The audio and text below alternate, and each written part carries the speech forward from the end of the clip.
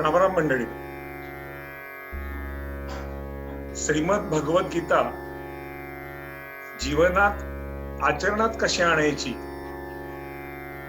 हे इथून पुढच्या काही भागात आपण शिकणार आहोत. पूर्वी हा अशा प्रकारचा वर्ग मी माझ्या घरी 2 वेळा आणि एक प्राणायाम आणि योगासनाचे वर्ग सिंहगड रोडला घेतले जातात, त्यांच्याकडे 1 वेळा, असं 3 वेळा मी हा कोर्स कंडक्ट केलेला आहे. पण ऑनलाईन हा कोर्स कंडक्ट करण्याची माझी पहिलीच वेळ आहे आणि वस्तुतः हे फारच सोपं आहे, अतिशय कन्व्हिनियंट आहे. कुणालाही कुठेही उठून जावं लागत नाही. आपापल्या घरातनं आपण हे अटेंड करू शकतो.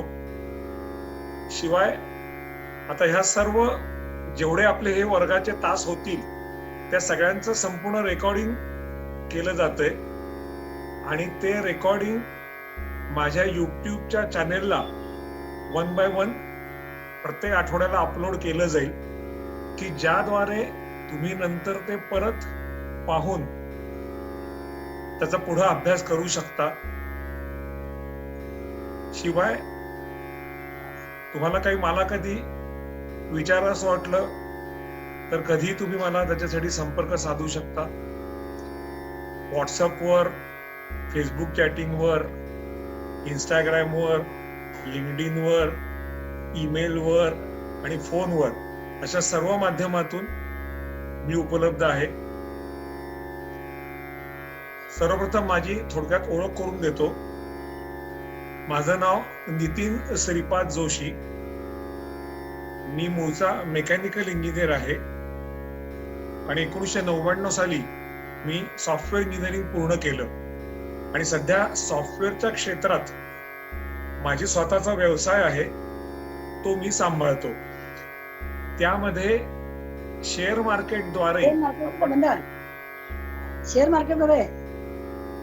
मार्केटद्वारे आपण पैसे कसे मिळवू शकतो आमची कंपनी तुम्हाला सांगते आणि त्याद्वारे तुम्ही थोडक्यात तुमची जी आर्थिक बाजू आहे मजबूत करू शकता. पण त्याच्या बरोबरीनच पारमार्थिक बाजू ही तितकीच महत्वाची आहे, हे आपण सगळे लोक विसरतो आणि आपण फक्त आर्थिक बाजूच्या माग किंवा आर्थिक चाक मी म्हणतो हे पुढं दौडत नेतो आणि त्याच्याच फक्त आपण मागं लागतो. काय करतो तर ती पारमार्थिक बाजू घट्ट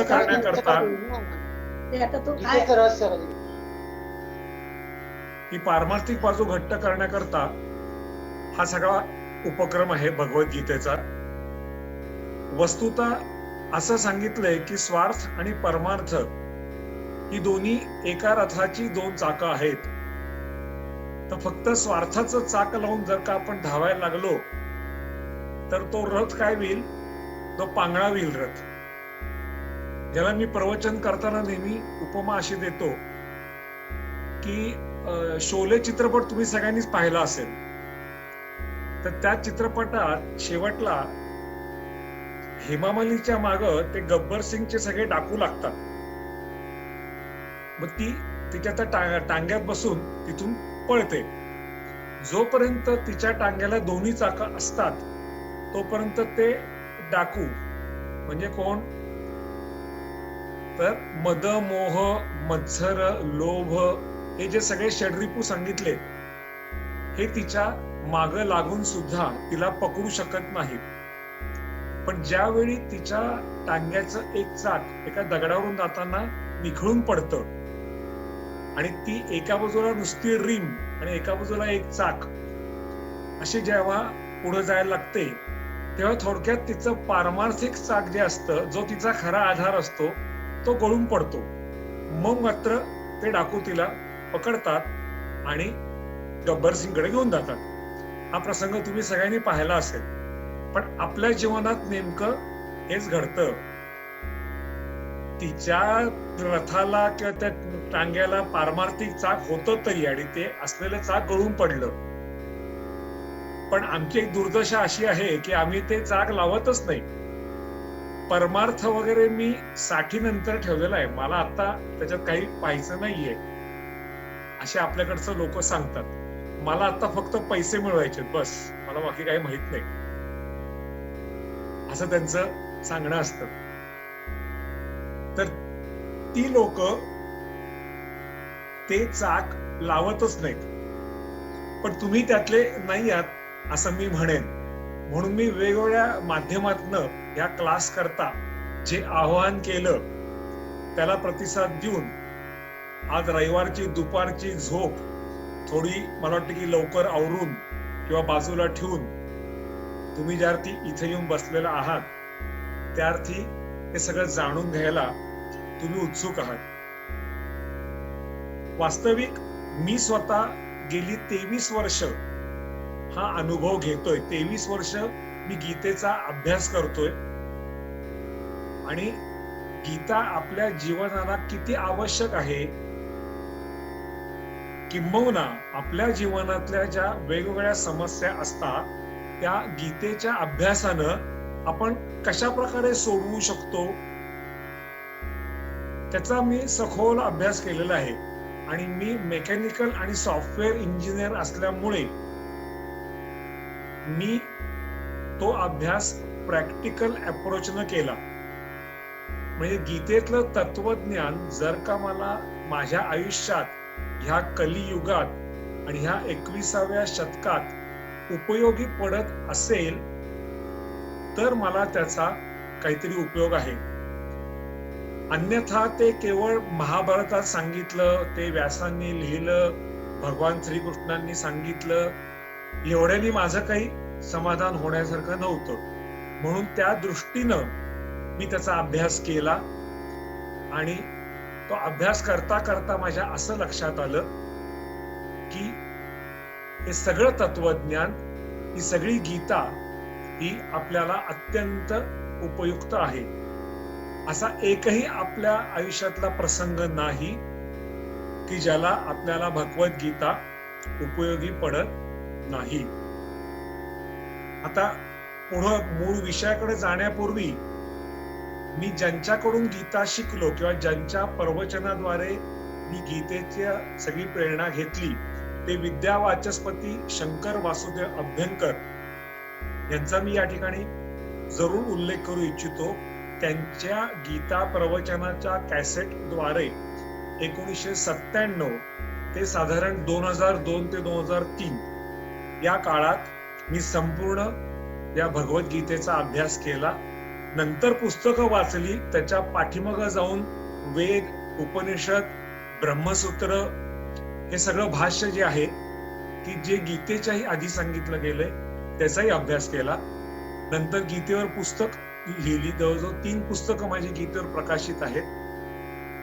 आणि त्यानंतर मग प्रवचनालाही 2002 साली मी सुरुवात केली. पहिलं माझं प्रवचन गीता धर्म मंडळ ही जी सदाशिव पेठेतली संस्था आहे तिथं झालं, की जिथं लोकमान्य टिळकांनी, ज्यांनी गीता रहस्य नावाचा अप्रतिम ग्रंथ लिहिला, तो तुरुंगात, त्या टिळकांनी तिथले जे त्यावेळेचे संस्थापक होते गीता धर्म मंडळाचे, त्यांना अशी प्रेरणा दिली की तुम्ही इथं गीतेच्या प्रचाराच्या दृष्टीनं संस्था काढा आणि ती चालवा. आणि मला अभिमान वाटतो की ती संस्था गेली 96 वर्ष अविरतपणे कार्य करते आणि 2002 पासून म्हणजे गेली 18 वर्ष त्या संस्थेत दर महिन्याला माझं एक प्रवचन होतं आणि मला त्या संस्थेला स्वतःला जोडून घ्यायचा लाभ मिळाला. आता ही एवढी प्रस्तावना करून मी मूळ विषयाला सुरुवात करतो. गीता जी मुळात सांगितली गेली त्याचा उद्देशच मुळी अर्जुनाला, त्याला जो मोह झाला होता किंवा त्याची जी द्विधा मनस्थिती झाली होती त्याच्यातून त्याला बाहेर काढून त्याच्या कर्माला प्रवृत्त करणं हा होता. पण वस्तुतः त्याला त्याचं कर्म म्हणजे युद्ध करणं जे होतं तेवढंच जर का भगवंतांना सांगायचं असतं तर त्यांना 700 श्लोक सांगायची आवश्यकताच नव्हती. कारण अर्जुन हा इतका सजग श्रोता होता, अतिशय अभ्यासू आणि ज्ञानी असा श्रोता होता किंवा शिष्य होता की त्याला एवढं सांगायची आवश्यकताच नव्हती. मग भगवंतांनी काय केलं, अर्जुनाचं निमित्त करून जी गोष्ट अनेक वर्षांपासून म्हणजे काही हजार वर्षांपासून मागं पडली होती त्याचा उल्लेख त्यांनी 4थ्या अध्यायात केला. ते कर्म, ज्ञान आणि भक्ती हे जे 3 योग आहेत त्याचं पुन्हा मार्गदर्शन करण्याकरता भगवंतांनी खरं म्हणजे तो सगळा गीतेचा प्रपंच केला. आणि तो तुमच्या आमच्यासाठी केला. तो काही केवळ अर्जुनाला उद्देश धरून नव्हता. हा, पण अर्जुनाने शंका विचारल्या आणि भगवंत जास्त जास्त बोलते झाले. गीता हा गुरु शिष्य संवादातनं निर्माण झालेली संपूर्ण ग्रंथ आहे. तसा दासबोध जो आहे तो सुद्धा गुरु शिष्य संवादातून निर्माण झालेला आहे. भागवत पुराण जे आहे ते पण तसंच आहे. तेव्हा ही गुरु शिष्याची जी परंपरा आहे ती ऍक्च्युली तिथपासून चालू झालेली आहे. आणि खरे शिष्य ते की जे गुरुला प्रश्न विचारून बोलतं करतात आणि त्यांच्याकडून जास्त जास्त ज्ञान कसं मिळवायचं हे पाहतात. आता ह्या दृष्टीने आपण आता जो पहिला श्लोक घेणार आहोत त्यात अर्जुनाने जी त्याची व्यथा व्यक्त केली आणि त्यानंतर त्याच्यातनं त्यांनी भगवंतांना तो जो शरण गेला तो जो भाव होता तो अत्यंत महत्वाचा आहे. तो आपल्याला आधी जाणून घ्यायचा आहे. एक एक गोष्ट माझी सांगून झाली की मी मध्ये पॉज घेणार आहे. जर का कोणाला काही प्रश्न विचारायचा असेल तर तो आपण तिथंच विचारू आणि त्याच मुद्द्यावर तिथंच चर्चा करू. हे काही प्रवचन नाहीये, हा अभ्यास वर्ग आहे. त्यामुळे मी 1 तास काही असा नुसता इथं सलग बोलणार नाहीये. इथं आपल्याला प्रश्नोत्तराद्वारे आणि एकमेकांशी चर्चा करून हा विषय जाणून घ्यायचा आहे. तर आता हा जो श्लोक आहे हा अत्यंत महत्वाचा आहे. हा श्लोक अर्जुनाने जर का सांगितलाच नसता किंवा म्हटला नसता तर कदाचित गीता सांगितलीच गेली नसती किंवा तितक्या काय म्हणते तेवढं जे त्याच्यात तत्वज्ञान सांगितलंय ते कदाचित सांगितलंच नसतं. आता हा श्लोक मी म्हणतो याचा अर्थ सांगतो आणि मग त्याच्यावर थोडंसं भाष्य करतो.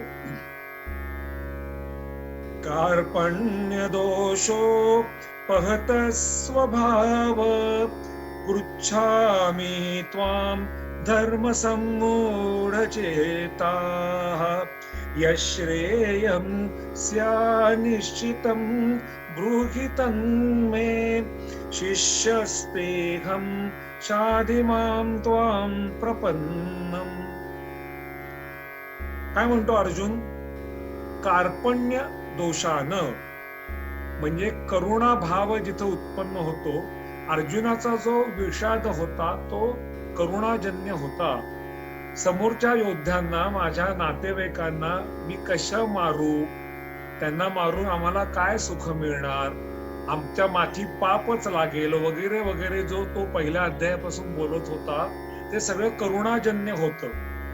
तर अशा करुणाजन्य कार्पण्य दोष म्हणजे हा करुणेचा जो दोष आहे तो माझ्या स्वभावात असल्यामुळे मी तुला असं विचारतोय की मी धर्मसम्मूढ झालेलो आहे. धर्मसम्मूढ म्हणजे काय करावं, धर्माविषयी मूढता, मूढ चित्त, काय करावं किंवा धर्म म्हणजे इथं कर्तव्य कर्म आहे बरं काय. धर्म म्हणजे हिंदू, मुस्लिम, सिख, ईसाई हा धर्म नव्हे. गीतेत धर्म हा शब्द वेगवेगळ्या ठिकाणी वेगवेगळ्या अर्थानं आलेला आहे. पण हे जे 4 धर्म आपण आता मानतो ते गीतेला कुठेही अभिप्रेत नाहीये, त्यांचा उल्लेखच त्याच्यात नाहीये. तर मला आता काय करावं आणि काय करू नये हे कळत नाहीये. जीवनातल्या अनेक प्रसंगात आपली हीच अवस्था असते. आपल्याला काय करायचं आणि काय करायचं नाही ते समजत नसतं, नेमका निर्णय काय घ्यायचा. आणि त्यावेळी आपल्याला गीता उपयोगी पडते. गीता आचरण वर्ग असं नाव ह्याचं तेवढ्याकरता ठेवलंय की आपल्याला ह्या सर्व अभ्यासातनं गीतेद्वारे आचरण कसं करायचं ते शिकायचंय.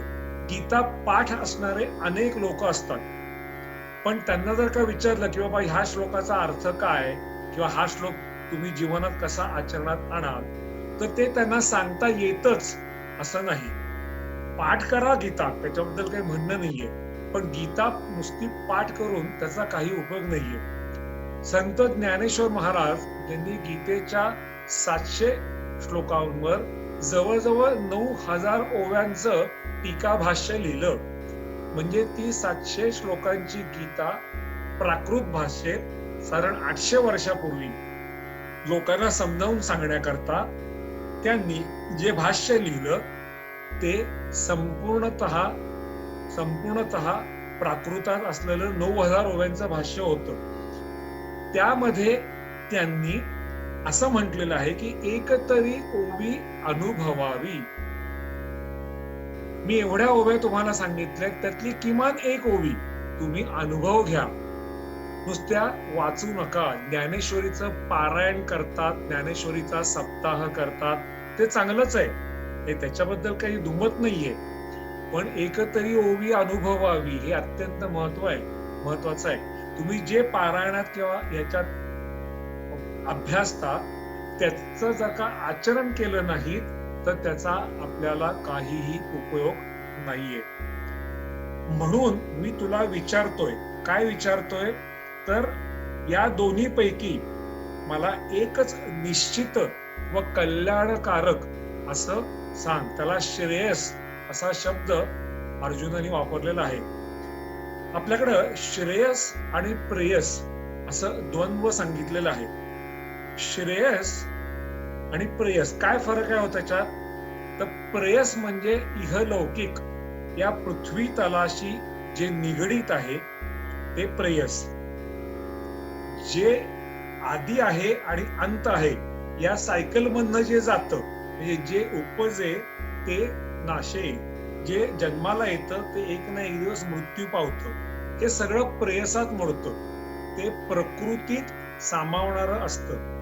आणि मग श्रेयस म्हणजे काय, तर जे प्रकृतीच्या अतीत आहे, जे त्या ईश्वराकडे झेपावतं.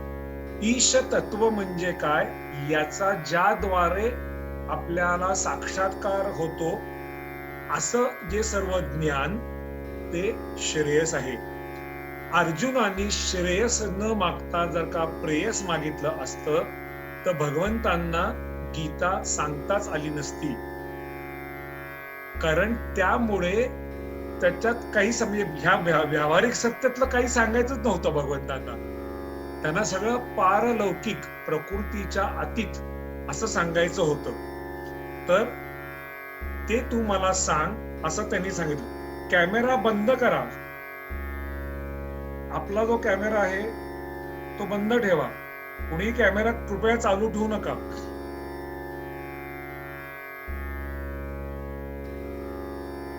नंतर शेवटचं जे त्यांनी सांगितलं ते अत्यंत महत्वाचं आहे. त्यात तो म्हणला की मी तुमचा शिष्य आहे. आपल्यामध्ये आणि देवांमध्ये किंवा ईश्वरामध्ये आपण काय नातं हे करतो,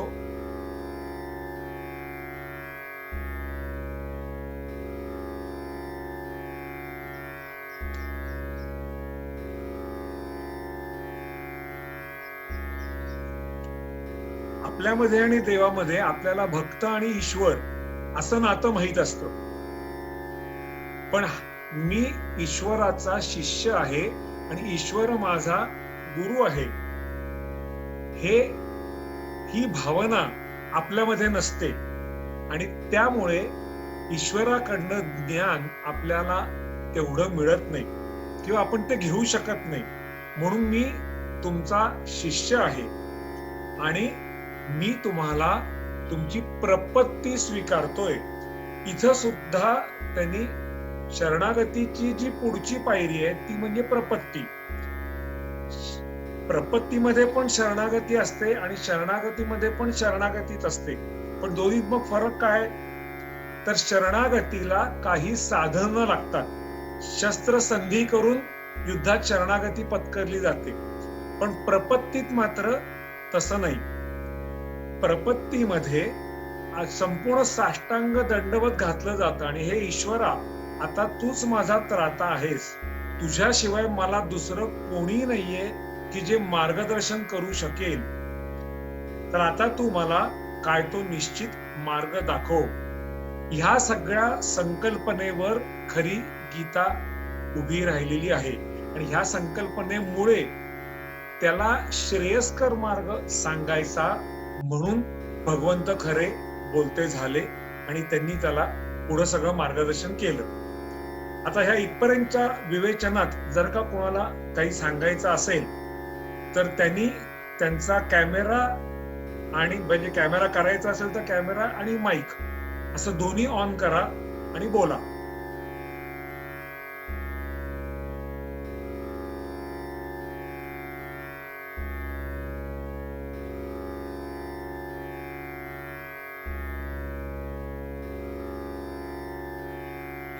बर, कुणाला काही शंका नाहीये असं मी समजतोय किंवा मी जे सांगितलं ते सगळ्यांना व्यवस्थित समजलंय असं मी समजतोय. राम राम नितीन सर. राम राम. हा एक प्रश्न होता. हा सर, शरणागती आणि प्रपत्ती डिफरन्स म्हणजे नाही कळाला एवढा. बर, शरणागती एखाद्याची घ्यायची असेल, शरणागती नॉर्मली युद्धात घेतली जाते. आता युद्धात शरण जायचं असेल समोरच्याला तर आपण काय करतो, आधी टूल डाऊन, थोडक्यात शस्त्र खाली ठेवतो आणि त्यांना सांगतो मी आता निशस्त्र आहे, मला तुमच्याशी लढायचं नाहीये, मी तुम्हाला शरण आलेलो आहे. म्हणजे शरणागतीला साधनं लागतं, कोणतं ना कोणतं तरी शस्त्र किंवा अस्त्र किंवा टूल हे लागतं. पण प्रपत्तीला तसं काही लागत नाही. प्रपत्ती ही गुरुविषयी किंवा ईश्वराविषयी केली जाते. म्हणजे जेव्हा तुम्ही गुरुला सांगता की मी आता तुझ्या शरणात आलेलो आहे, म्हणजे मी तुझी प्रपत्ती स्वीकारलेली आहे, तेव्हा तुम्ही कोणतेही शस्त्र खाली ठेवत नाही किंवा शस्त्र संधी पण करत नाही. तुम्ही गुरुला म्हणता की मी आता तुझ्या शरणात आलेलो आहे, तू मला मार्गदर्शन कर आणि तू सांगशील तसं मी ऐकेन. ही झाली प्रपत्ती. हा फरक आहे दोन्हीमध्ये. हे जे आहे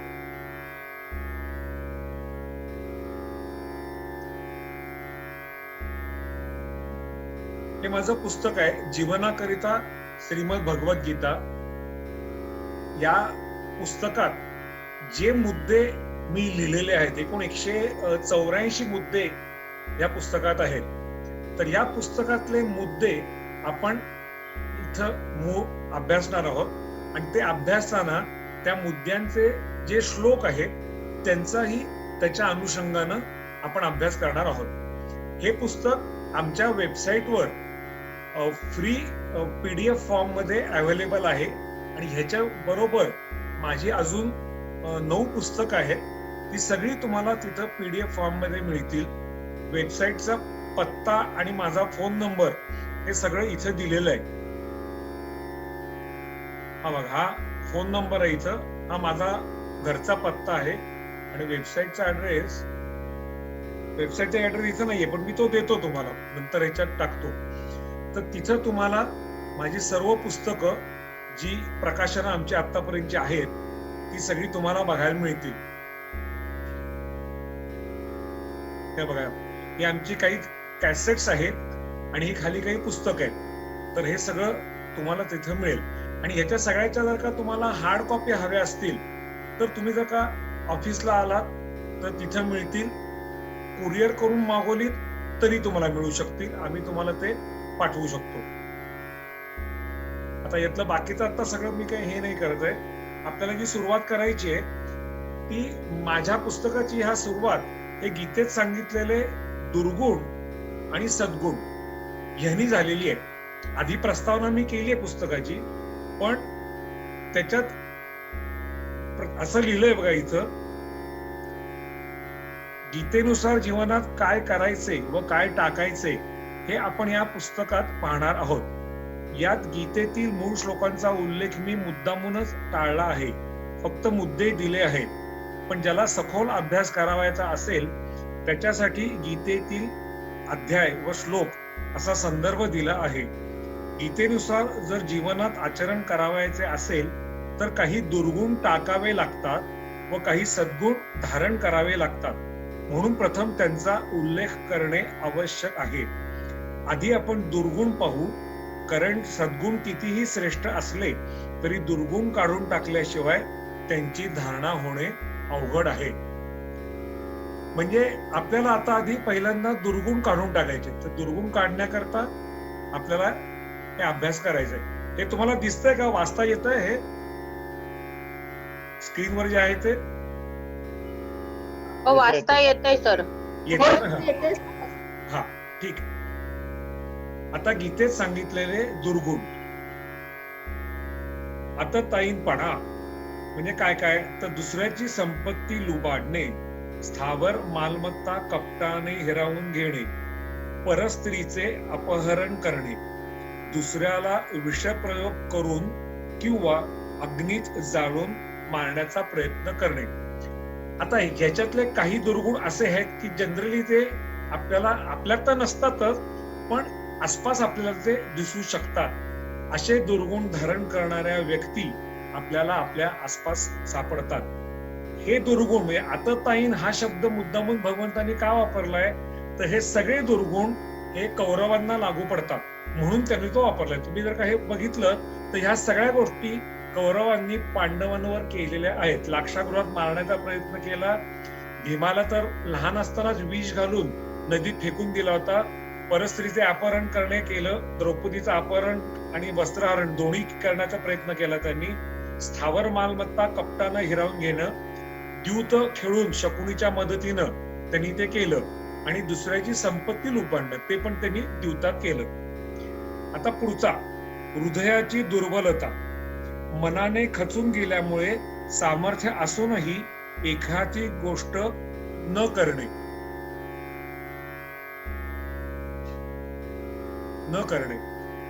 म्हणजे काय? आपल्यात सामर्थ्य असतं पण हृदय द्रौबल्य असतं.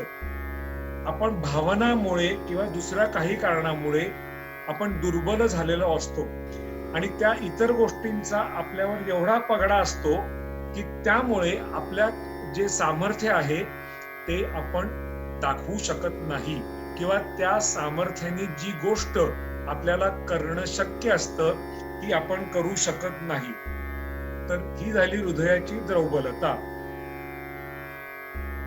धर्माविषयी मूढ चित्त म्हणजे जे अर्जुनाचं झालं होतं. धर्म म्हणजे स्वकर्म किंवा स्वकर्तव्य कर्म न समजल्यामुळे काय करावे व काय करू नये या संभ्रमात पडणं. हा मुद्दा वाचताना मला नेहमी, मी इतरही गोष्टी बऱ्याच ह्याच्यात बोलणार आहे, सांगणार आहे, तर मी ऍक्च्युली तुमच्यातलाच एक आहे असं समजू नका की काही फार मोठे गुरु बिरू कोणते आपल्याला मार्गदर्शन करतायत. तसं काही नाहीये. मी जोक करतो, सिनेमा बघतो, सगळं करतो, हॉटेलात जातो. आता जाणं शक्य नाही म्हणा, पण सगळं करतो मी. हा मुद्दा वाचला की मला कोणाची आठवण होते? तर आमच्या आमिर खानची आठवण होते. त्यांचा तो जो रंगीला चित्रपट होता त्यात एक गाणं होतं, क्या करे क्या ना करे ये कैसी मुश्किल है, कोई तो बताए मुझको क्या हाल हो मेरे भाई. ह्याच्यावर काय उपाय आहे ते मला कोणतरी सांगा, असंच तो त्या ह्याच्यात म्हणतोय गाण्यात. आपली तशी अवस्था अनेक वेळा होते.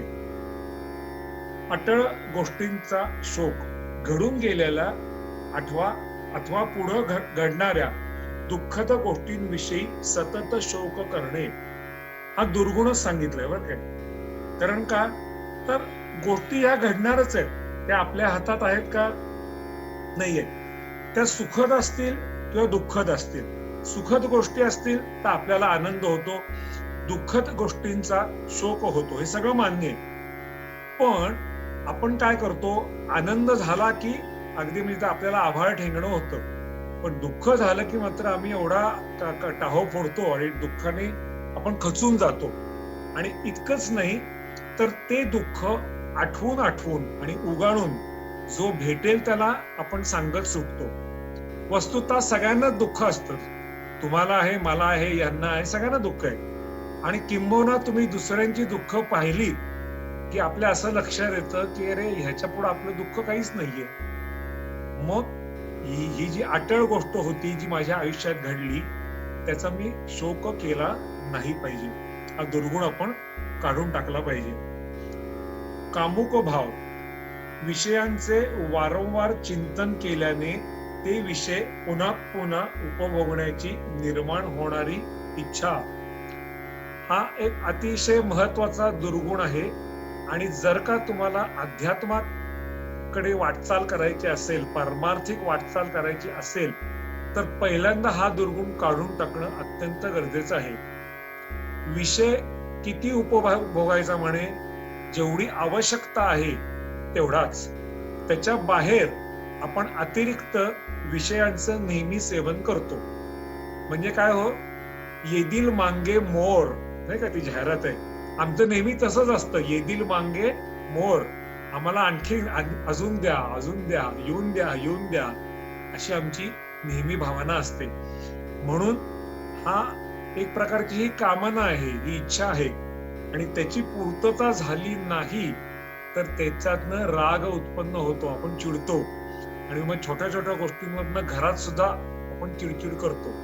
त्याच्याऐवजी जे जे मिळेल त्यात संतुष्ट राहायचं, हा अत्यंत महत्वाचा त्याच्यात मुद्दा आहे. अविवेक म्हणजे मूढता, योग्य गोष्टी न करणे व अयोग्य गोष्टी हट्टाने करणे. मुळात अविवेक हा विचाराशी निगडीत आहे. विवेक म्हणजे काय, तर जो योग्य विचार करतो तो विवेकाने वागतो असं आपण म्हणतो. आणि त्याच्या विरुद्ध म्हणजे अविवेकी. धर्म म्हणजे काय हे जाणणे पण त्याकडे प्रवृत्त न होणे. आणि अधर्म म्हणजे काय हेही जाणणे पण त्यापासून निवृत्त न होणे. आपलं कर्तव्य कर्म आलं परत इथं. कर्तव्य कर्म काय आहे हे आपल्याला माहिती असतं तरी आपण ते करत नाही. आणि जे आपल्या कर्तव्यात बसत नाही, आपल्या कर्तव्याच्या बाहेरच्या काही गोष्टी असतात त्या मात्र आपण आवर्जून करत राहतो. त्या चुकीच्या आहेत हे आपल्याला माहिती असताना सुद्धा. हे जे वाक्य जे लिहिलंय हे दुर्योधनाच्या तोंडी आहे. सगळे मारले गेले, सगळे युद्ध हे झालं, म्हणजे आता युद्ध संपायला आलं होतं, दुर्योधन एकटा जिवंत होता.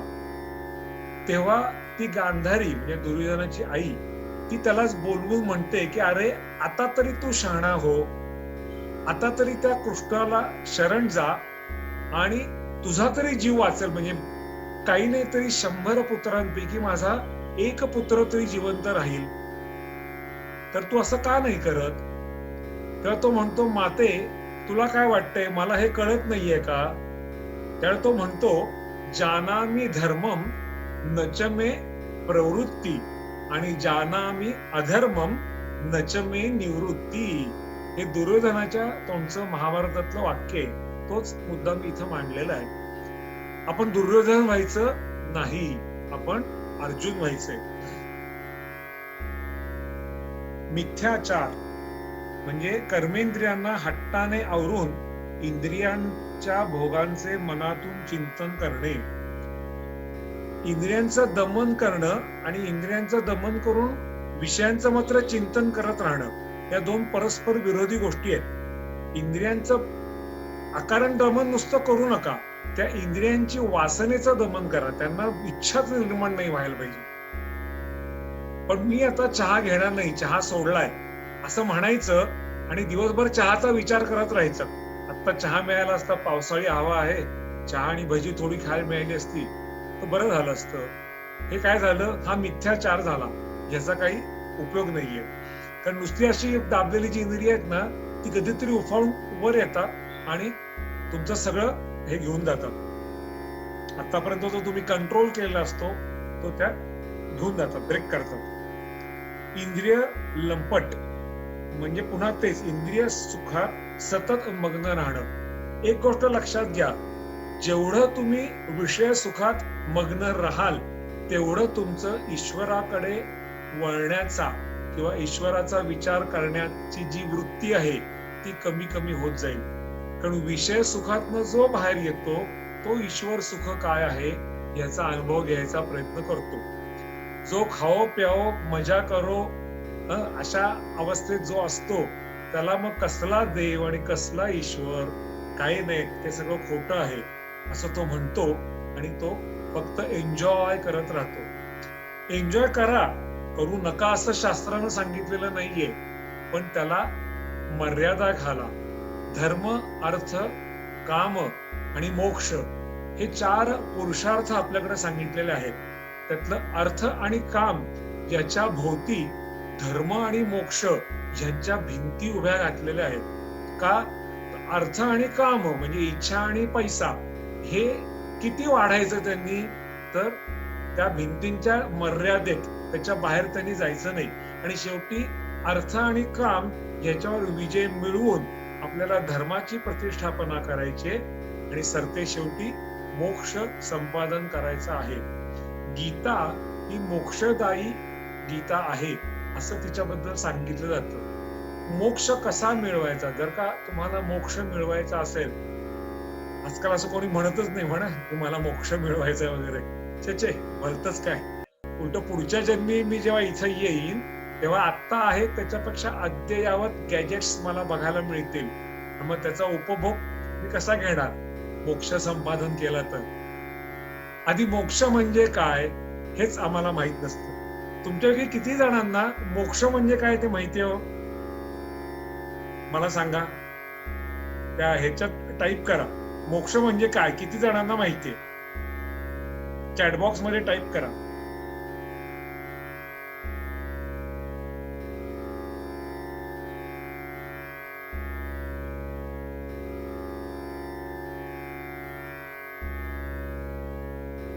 अरे एकही नाही.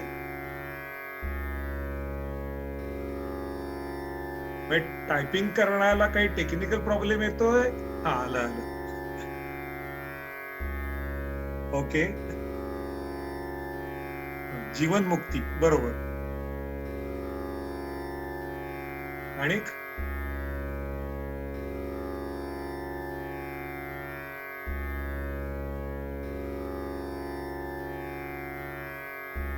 बरोबर, परत मनुष्य जन्म न मिळणे, अगदी बरोबर आहे हे उत्तर. पण जीवाचं परमात्म्याशी मिलन होणं, हा जीव त्या परमात्म्यात जेव्हा मिसळून जातो त्यावेळी त्याच्यातून मोक्षाची प्राप्ती होते. जन्म मृत्यूच्या फेऱ्यातून सुटका, बरोबर आहे. जन्म मृत्यूच्या फेऱ्यातून आपण मुक्त होतो. आणि तसं जर का ती अवस्था जर का आपल्याला आणायची असेल तर भगवद्गीता हा त्याच्याकरता अप्रतिम ग्रंथ आहे. भगवद्गीतेमध्ये संपूर्णतः मोक्ष कसा मिळवायचा याचं मार्गदर्शन भगवंतांनी केलेलं आहे. लाईक तुकाराम महाराज, अगदी बरोबर आहे. या सर्व साधू संतांना शेवटी मोक्ष मिळाला कारण त्यांचं जीवन कृतार्थ होऊन गेलेलं होतं. अनेक जन्मांच्या पश्चात त्या सर्व जन्मांचं फळ म्हणून त्यांना मोक्ष मिळाला होता. मोक्ष मिळवणं ही खूप अवघड गोष्ट आहे. अवघड काय, मी तर म्हणतो अशक्य गोष्ट आहे. का? कारण तुम्ही आम्ही आता ज्या प्रकारचं आयुष्य जगतोय त्याच्याने पुढचे अनेक जन्म आपल्याला घालवावे लागतील. पण तुम्हाला एक गंमत माहितीये का? आपल्याला मनुष्य जन्म हा मोक्ष मिळवण्याकरताच मिळतो. मोक्ष मिळवणं हे मनुष्य जन्माचं उद्दिष्ट आहे. तर त्यामुळे तो मोक्ष आपल्याला मिळवता आलाच पाहिजे. त्याकरताच तर आपण मनुष्य जन्मात आलेलो आहे. येवले म्हणतात त्यांना साऊंड नाहीये का? पण बाकीच्यांना ऐकू येतंय ना, का नाही येतंय?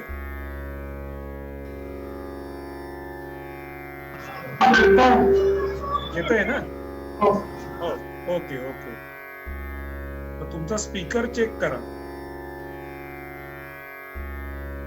बर, मुद्दा निघाला कुठून? इंद्रिय सुखात जर का आपण सतत मग्न राहिलो तर मोक्ष मिळवायचं जे कार्य आहे तिकडे आपण जाणार नाही. मोक्षाचा आता हा विषय निघालाच आहे म्हणून इथं अजून एक श्लोक सांगतो.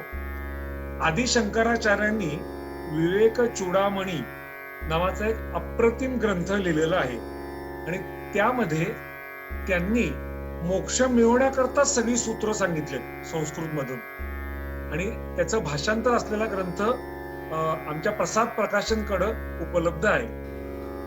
तर त्या ग्रंथात एक असा श्लोक आलेला आहे की दुर्लभम त्रयमेवेद्य देवानुग्रह हेतुकम मनुष्यत्वम मुमुक्षत्वम महापुरुष संश्रय.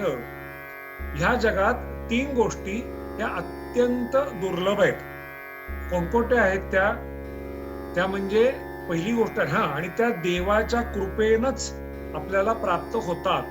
त्यातली पहिली गोष्ट म्हणजे मनुष्य जन्म लाभणं. तो आपल्या सगळ्यांना मिळालेला आहे. फार जन्मांची पुण्य असावी लागते तेव्हा कुठं आपल्याला मनुष्य जन्म मिळतो. सो पहिली पायरी आपण मिळवलेली आहे. दुसरी जी पायरी त्यांनी सांगितली आहे ती म्हणजे मुमुक्षत्व. मुमुक्षत्व म्हणजेच मोक्ष काय आहे, ईश्वर काय आहे, ईश्वराकडे झेपावणं म्हणजे काय हे समजून घेण्याची मनात इच्छा निर्माण होणं याला मुमुक्षत्व असं म्हणतात. आता ह्या पृथ्वी तलावर कोट्यवधी लोक आहेत पण त्यातल्या अगदी काही 0.1 वगैरे % सुद्धा नसेल एवढ्या लोकांचंच फक्त मुमुक्षत्व जागृत झालेलं आहे. तेवढ्या लोकांना फक्त आपण मोक्ष मिळवावा असं वाटतं. बाकीच्यांना मात्र त्याची काही कल्पनाच नाहीये की असं काही हे असतं. तर त्यामुळे ते त्याचा विचारच करत नाही. आणि मग तो मोक्ष मिळवायचा असेल तर महापुरुष संश्रय म्हणजे एखाद्या महापुरुषाची, गुरुची, साधू पुरुषाचा सत्संग आपल्याला लाभणं आणि त्याच्याकडून मार्गदर्शन मिळणं ही तिसरी अतिशय दुर्लभ गोष्ट आहे. पहिली मनुष्य जन्म, दुसरी मुमुक्षत्व जागृत होणं आणि तिसरी महापुरुषाचा संश्रय म्हणजे सत्संग हा लाभणं ही तिसरी अत्यंत दुर्लभतर 3rd डिग्री ऑफ इम्पॉसिबल असं त्यांना म्हणायचंय. तर ती तिसरी गोष्ट आहे.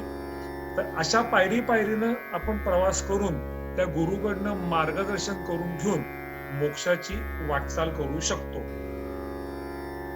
नंतर आधाशीपणा. विषय कितीही सेवन केला तरी तो पुन्हा उपभोगण्याची इच्छा.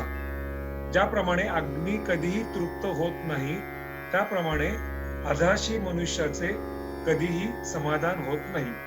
हे अगदी सोपं साधं आहे, आपल्या सगळ्यांना माहिती आहे, त्यामुळे आपण पुढे जाऊ. अश्रद्धाळूपणा.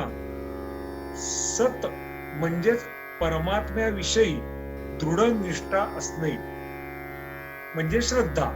श्रद्धाचा अर्थ सत अधिक धा. सताला म्हणजे जी ईश्वराला धारण करते ती श्रद्धा आणि ज्याच्यात श्रद्धा नसते ते झाले अश्रद्ध म्हणजे श्रद्धाळूपणा नसणे. संशय. श्रद्धा नसल्यामुळे परमेश्वराच्या अस्तित्वाविषयी खात्री न वाटणे. आपल्या मनात श्रद्धा जेव्हा नसते तेव्हा देव असतो का, देव आहे का, तो आपल्यासाठी काही करतो का असं सगळं आपल्याला वाटतं. द्वेष. आपल्याकडे नसलेली गोष्ट दुसऱ्यास प्राप्त झाल्यास त्याच्याविषयी वाटणारा मत्सर. म्हणजे माझ्याकडे आज कार नाहीये पण तो दुसरा मात्र गाडीतनं फिरतो म्हटल्यावर आपल्याला खरं म्हणजे आनंद व्हायला पाहिजे की अरे ठीक आहे माझ्याकडे नाहीये गाडी पण त्यांना गाडी घेता आली आणि तो गाडीतनं जातोय सगळीकडे. पण तसं होतं का? नाही. आपल्याला त्याच्याविषयी द्वेष वाटतो आणि मग त्या द्वेषापोटी आपण नको त्या गोष्टी करून बसतो. आळशीपणा. आता आपल्या सगळ्यांचा परिचयाचा आहे. कोणतंही कर्म करायचा कंटाळा, कामातली चालढकल, टाळाटाळ हे आपण तर दैनंदिन जीवनात नेहमीच करत असतो. हा जर का काढला नाही, लवकर उठलं नाही, सकाळी उठून अभ्यास केला नाही तर परमात्म्याची प्राप्ती कठीण आहे. अस्थिरपणा. मन स्थिर न राहणे, एकाग्रता न होणे. हे करावं ते करावं असं सारखे अनंत विचार मनात आपल्या येत असतात आणि त्यामुळे आपण एखाद्या गोष्टीवर कॉन्सन्ट्रेट करू शकत नाही.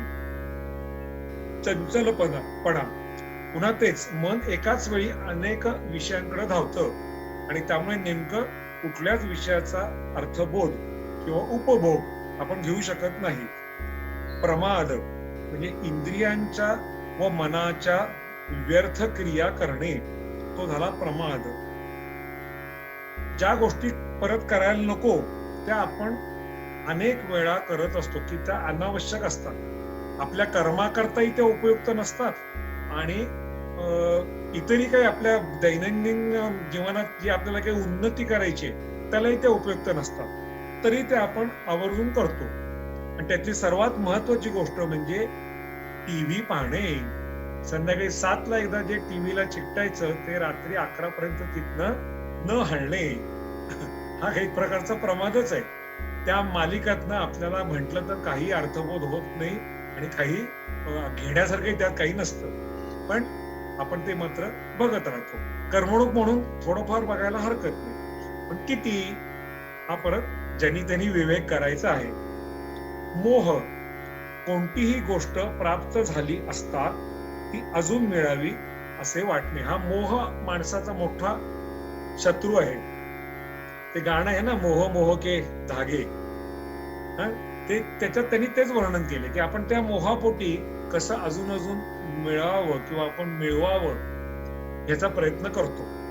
आता इथं हे पान नंबर 6 आपण पूर्ण केलेलं आहे आणि हे सगळे दुर्गुण पाहून झाले, अजूनही आहेत पुढं, पण ह्याच्याविषयी जर का कोणाला काही बोलायचं असेल तर तुम्ही सांगू शकता, बोलू शकता.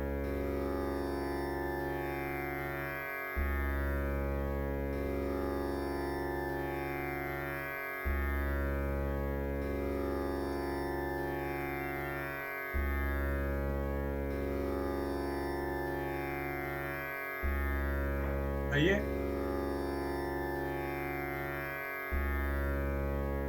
ओके.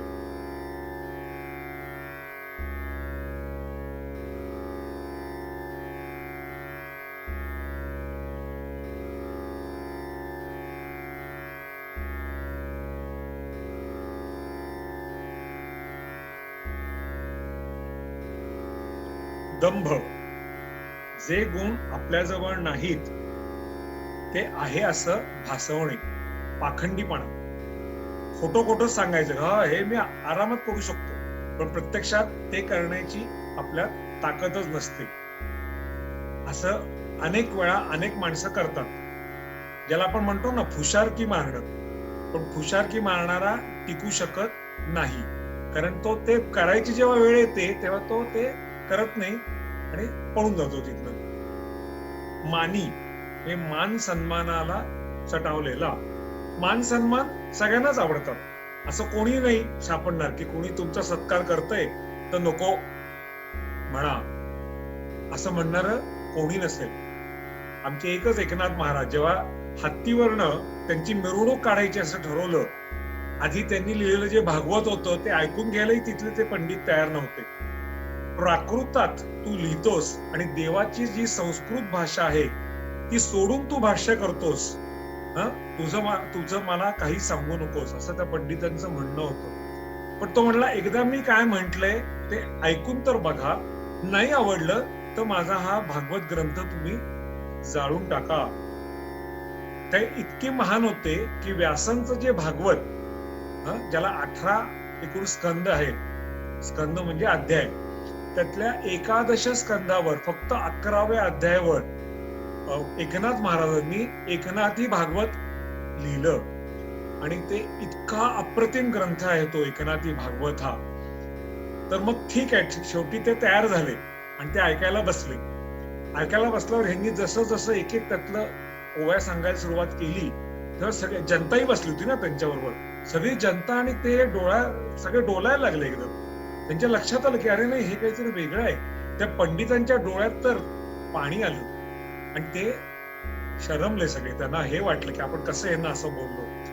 मग त्यांची हत्तीवरनं मिरवणूक काढायचं ठरवलं. मग त्यावेळी आमचे नाथ असं नाही म्हणाले, चला चला बरं झालं हत्तीवरनं सगळ्या गावात आपण मिरवू, लोक येतील, आपल्याला नमस्कार करतील. ते म्हणले नाही, मी हत्तीवर मिरवणुकीत बसणार नाही.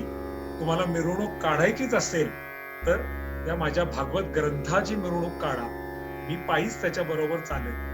काय त्या महात्म्याची खोली असेल, काय तो केवढा आहे. नाही तर आजकाल आम्हाला लगेच फोटो बिटो हार घालून आसपास लोक उभी नाही हो, तसं नाही केलं त्यांनी.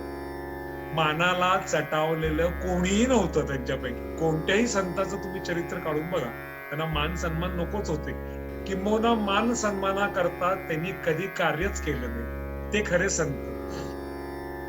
मदोन्मत, मदाने उन्मत्त झालेला, ज्याच्यात संपूर्णपणे काय म्हणतात ते उन्मत्तपणाच भरलेला आहे, तो मदोन्मत. अहंकार, कोणतेही कर्म मीच करतो आहे असा वाटणारा भाव.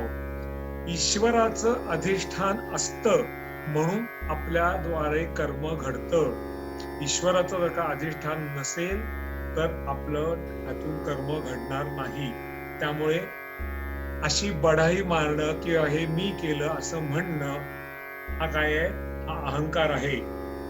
द घमेंड, श्रीमंतीची बढाई मारणे. पोकळ डौल, श्रीमंती जी आहे ना ती असावी, श्रीमंत व्हावं, पण त्याची बढाई मारू नका. तुम्ही श्रीमंत झालात म्हणजे काही फार जगावेगळे केलं नाही. जगात कितीतरी तुमच्याशी श्रीमंत माणसं आहेत आणि तुम्हाला पुन्हा ईश्वराचं अधिष्ठान होतं, तुम्ही चांगले करता होतात म्हणून झाला. पण म्हणून इतरांना ते कशाला दाखवतात, त्याचं प्रदर्शन कशाला करतात? त्याची बढाई मारू नका. पर निंदा, दुसऱ्याची उणी धुणी काढणे, आणि ती सुद्धा त्याच्या पाठीमागं. बरं काय, समोर बोलण्याची आमच्यात ताकद नसते, पण पीठ पीछे हम हमेशा वार करते है. असं कधी करायचं नाही. हा दुर्गुण तर फार वाईट. ह्याच्यानी त्या व्यक्तीला ते दुसऱ्या तिसऱ्या माणसाकडून कळलं तर नात्यात प्रचंड मोठा ते येऊ शकतो, वितुष्ट येऊ शकतं त्याच्यात. म्हणून असं कधी करायचं नाही, परनिंदा करायची नाही. नंतर पापाचरण, पाप कर्म करण्यास प्रवृत्त असणं. ते तर आता काय बघायलाच नको, तशी भरपूर लोक आपल्याला आसपास बघायला मिळतील. तपोहीन, तपाचे आचरण न करणं. यातल्या काही मुद्द्यांवर आपण पुढं त्या श्लोकाच्या अनुषंगानं प्रकाश टाकणार आहोत, कारण तप याविषयी बरंच आहे बोलण्यासारखं. भक्तिहीन, वेद शास्त्र, ईश्वर, महात्मा व सज्जन यांचे, गुरुजन यांचे ठिकाणी श्रद्धा, प्रेम आणि पूज्यभाव नसणे. ही झाली भक्तिहीनता. आपल्याला बरेच वेळा ह्या लोकांविषयी श्रद्धा वाटत नाही. श्रद्धा वाटत नसेल तर त्यांच्या वचनावर आपला विश्वास नसतो, आणि त्यांचा वचनावर विश्वास नसेल तर आपण ते ऐकत नाही आणि आपल्या जीवनात पण ते उतरवण्याचा प्रयत्न करत नाही. इथं दुर्गुण एकूण जे सांगायचे होते 26 दुर्गुण मी इथं लिहिलेले आहेत, ते संपूर्ण सांगून झाले. तुम्ही बघितलं तर 18व्या अध्यायापर्यंत आपण पोहोचलो. हे सगळे दुर्गुण दुसऱ्या अध्याय का पहिल्या अध्यायापासून ते 18व्या अध्यायापर्यंत याच्यातनं निवडून काढलेले आहेत. आता वरील दुर्गुणांचा नीट अभ्यास करावा आणि आपल्या अंतरंगात डोकावून पाहावे. दुर्गुण जर आढळले तर ते समूळ काढून टाकावे, म्हणजे आता पुढे जे सद्गुण दिले आहेत त्याची धारणा करणे सोपे जाईल. त्याच्यानंतर गीतेतले जे सद्गुण आहेत ते इथून पुढं आपल्याला आपल्या पुढच्या भागात अभ्यासायचे आहेत. आता परत ह्या आतापर्यंतच्या संपूर्ण आजच्या 1 तासाच्या या भागावर जर का कुणाला काही शंका असतील तर त्या तुम्ही विचारा, आणि त्यांचं निरसन करून झाल्यानंतर आज आपण इथेच काही काळ विरमूया आणि पुढच्या रविवारी पुन्हा 4 वाजता भेटूया. आता तुम्ही जे आता रजिस्ट्रेशन करून तुम्हाला जी लिंक आलेली आहे ती लिंक जपून ठेवा, कारण ती पुढच्या डिसेंबर एंड पर्यंत आपल्या याच्यात जेवढे भाग होणार आहेत त्या सगळ्या भागांना हीच लिंक चालेल. तुम्हाला परत रजिस्ट्रेशन करण्याची आता आवश्यकता नाही. राम राम सर. राम राम. मी सचिन नाईक बोलतोय. हा बोला. हा, माझ्या आईला एक प्रश्न विचारायचा आहे, ते विचारते. हा. दुर्गुण कसे कळायचे? हा दुर्गुण कळायला पाहिजेत ना, ते कळत नाहीत लवकर. आपण चुकलो नंतर फार उशीर असते. नाही, कळण्याकरता आता ह्या दुर्गुणांचा आपण एकदा अभ्यास केला हा, की त्या दुर्गुणांची लक्षणं आपल्याला माहिती होतात. आता त्या पुस्तकात माझ्या आहेत, तर ती लक्षणं एकदा माहिती झाली की मग तो दुर्गुण कुठला आहे हे आपण जे म्हणतो ना, तुलनात्मक पद्धतीनं आपण बघू शकतो. दुर्गुण प्रत्येकाला आपापले कळत असतात, हम्म. पण त्याचं निराकरण करण्याची त्यांची एक हा, तर ते इच्छा नाही. नसते. हा, दुर्गुण कसे कळले तरी कधी कधी ते घडूनही जातात. बरोबर, हा, आणि मग बरोबर. कळतं की नाही, अरे हे चुकलंच आपलं. चुकलंच आपलं. बरोबर, हे बरोबर आहे, कारण हा. तेवढं परफेक्शन आपलं नसतं ना, हा, त्यामुळे बरोबर आहे तुमची शंका. पण त्याला तो पुन्हा पुन्हा अभ्यास, ते पुन्हा पुन्हा वाचणं आणि त्याच्यातनं जाणून घेणं हा त्याच्यावर उपाय आहे. हो, बर तुम्ही ते पुस्तक घ्या माझं आणि त्याच्यातनं अभ्यास करा. बर चला. ओके. Okay, hello. हा बोला. हा, नमस्कार. छान वाटलं खूप ऐकून तुमचं सगळं हे बरं. आणि म्हणजे आता कंटिन्यू ऐकायची नक्कीच इच्छा आहे. तर तुमच्या पुस्तकाचं पुन्हा एकदा नाव सांगाल का आणि कुठे मिळेल? जीवनाकरिता श्रीमद भगवद्गीता. हा. हा. आणि एक मिनिट. राम राम सर. राम राम. हा एक प्रश्न होता मिसेस सर. हा, सर तिथे एक दुर्गुण होता की देव साशंकता, देव आहे की नाही. So everything is controlled by nature, किंवा त्यावरची जी शक्ती असते तिला म्हणजे everything is controlled by that हो, सुपर पॉवर. हा, सुपर पॉवर. हा सुपर पॉवर. तर मग आपण जे देवाला मूर्ती स्वरूप दिलंय, पण प्रत्येक धर्माचे असे देव वेगवेगळे असतात. पण मग देव आहे नक्की की नाही, का सुपर पॉवरला आपण देव म्हणतो? नाही, इथं ऍक्च्युली काय आहे, आपण देव आणि ईश्वर यांच्यात गल्लत करतो. देव यालाही आदी आहे आणि अंत आहे. हे मगाशी जे आपण म्हटलं तो काही अनादी अनंत नाहीये, पण ईश्वर मात्र अनादी अनंत आहे. कारण त्यांनी सगळी निर्मिती केली आहे. काय झालं, जे मूळ चैतन्य तत्व होतं, म्हणजे परब्रह्म होतं किंवा जो परमात्मा होता, तो मुळात म्हणे एकटाच होता. आणि मग त्याला काय झालं, कंटाळा आला. आपल्याला जसं एकट्याला करमत नाही, तसं एकाकी न रमते अशी त्याची अवस्था झाली. मी एकटा आहे आणि आता मला करमत नाहीये. मग त्यांनी एक फक्त संकल्प केला, एकोहम बहुश्याम. मी एकटा आहे, आता मी मला अनेक रूपात पाहतो, असा संकल्प त्यांनी केला. आणि त्या संकल्पाद्वारे तो त्याच्यामध्ये त्यांनी हे सुरुवात केली, निर्मिती करायला सुरुवात केली. त्यात सर्वप्रथम त्यांनी पुरुष आणि प्रकृती यांची निर्मिती केली.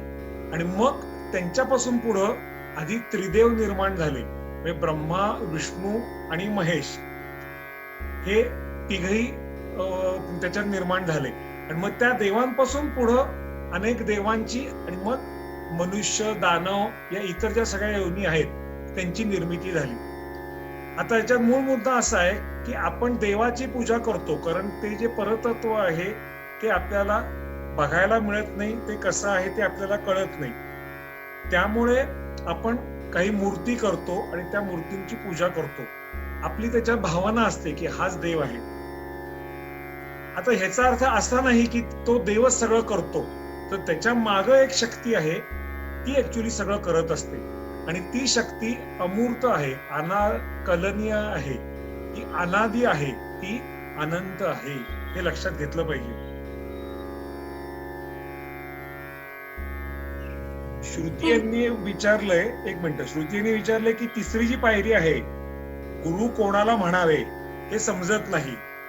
ही बरोबर आहे, हे तुमचं म्हणणं अगदी बरोबर आहे. अवघड आहे की ज्याला आपण गुरु करतो तो खरोखरीच गुरु आपला व्हावा काय, किंवा गुरु हा जो आदिशंकरांना अभिप्रेत आहे त्यांना तो जसा अभिप्रेत आहे तसा तो आहे की नाही, हे काही आपण तपासून पाहू शकत नाही. हे बरोबर आहे. पण आता त्याचं परीक्षा कशी करायची, तर त्याच्यापासून काही जे शिष्य निर्माण झालेत त्यांना आलेल्या अनुभवातनं आपण एकतर ते हे करू शकतो, माहिती करून घेऊ शकतो, किंवा त्यांच्याशी प्रत्यक्ष संवाद साधून त्यांच्या बोलण्यावरनं, सांगण्यावरनं, चालण्यावरनं, त्यांनी काय काय पुस्तकं काही लिहिली आहेत का, काही हे केलंय का, हे सगळं बघता येतं आणि आपल्याला त्यानुसार ठरवता येतं. पण शेवटी ते ठरवल्यानंतर तो गुरु बरोबर असेलच किंवा नसेलच हे आपल्याला माहित नसतं. हे बरोबर आहे तुमचं म्हणणं. आपलं आजचं पहिलंच हे होतं. ह्याचं रेकॉर्डिंग नंतर तुम्ही वाटलं तर परत ऐका आणि शांतपणे त्यातनं काही तुम्हाला शंका आल्या असतील तर त्या नोंद करून ठेवा आणि पुढच्या वेळा आपण पुढच्या वेळा आपण त्याचं परत निरसन करू. तर आज आपण इथंच थांबू आणि हा आजचा जो सेशन आहे तो आपण संपू. तुम्ही सगळे एवढ्या मोठ्या संख्येनं इथं सहभागी झालात त्याबद्दल मी तुमचे आभार मानतो आणि माझं सर्व शांतपणे ऐकून घेतलं त्याबद्दल धन्यवाद आणि राम राम. सगळ्यांनी माईक अनम्यूट करून राम राम म्हणा. राम राम सर. राम राम. राम राम राम राम राम. राम राम सर. आणि शेवटी काय राम आहे, राम. हा शेवटी फक्त राम आहे, बाकी काही नाहीये. जग में सच तेरो नाम, हे राम. आम्ही काय कोणाचे खातो रे, तो राम आम्हाला देतो रे. त्याच्या वेगळं या जगात काही नाहीये. ओके, अच्छा, बाय. राम राम राम. राम.